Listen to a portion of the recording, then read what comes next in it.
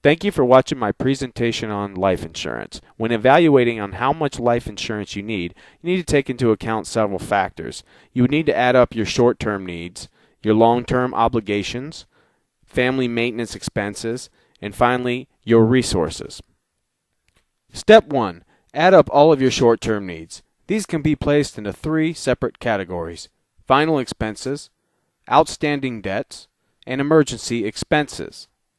Among final expenses are medical, hospital, and funeral expenses, attorney and probate court costs, and any outstanding taxes that would need to be paid if you died.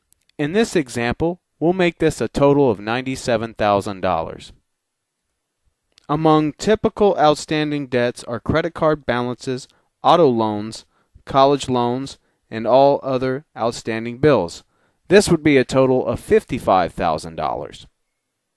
Emergency expenses should include a cash reserve for medical emergencies and repairs to your home or car. Calculating final and emergency expenses can be complicated because you don't have a crystal ball that tells you how much your medical or hospital expenses will be. In this example, we'll make emergency expenses a total of $55,000. Now, when you add up final expenses, outstanding debts, emergency expenses, we come up with a total of $207,000 for short-term needs. Step 2. Add up your long-term obligations, which include your mortgage and college tuition. In this example, we'll say that the mortgage balance currently stands at $200,000. Calculating an education fund is tricky because you have no idea where your children will be going to college.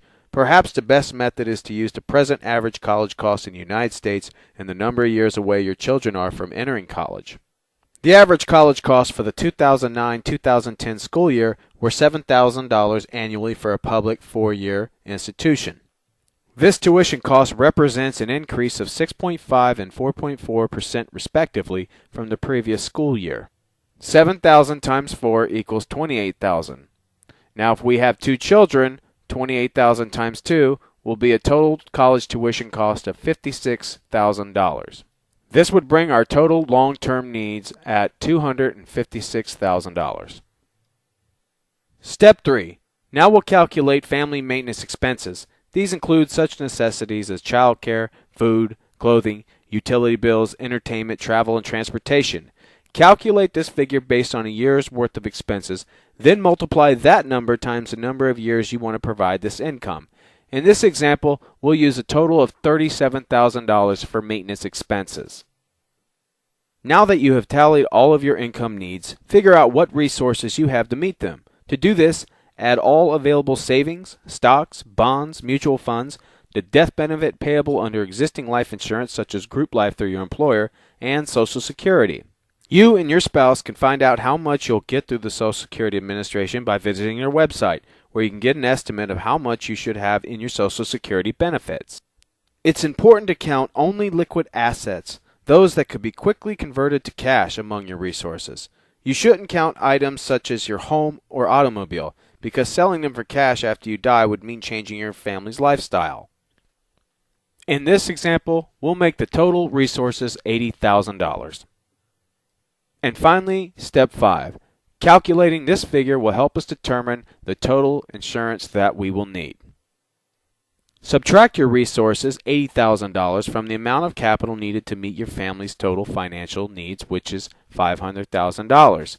The figure that we come up with is $420,000. This represents the total amount of life insurance that you should buy. The final figure that shows how much life insurance you need can be quite unnerving. This is why it's important to sit down with an insurance professional to carefully map out your family's needs in the event the unthinkable occurs.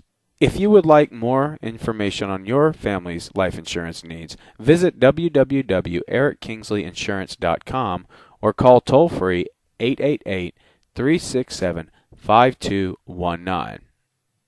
Again, thank you for watching my presentation on life insurance, and I hope you found it informative. Check in from time to time for future informational videos. Thank you.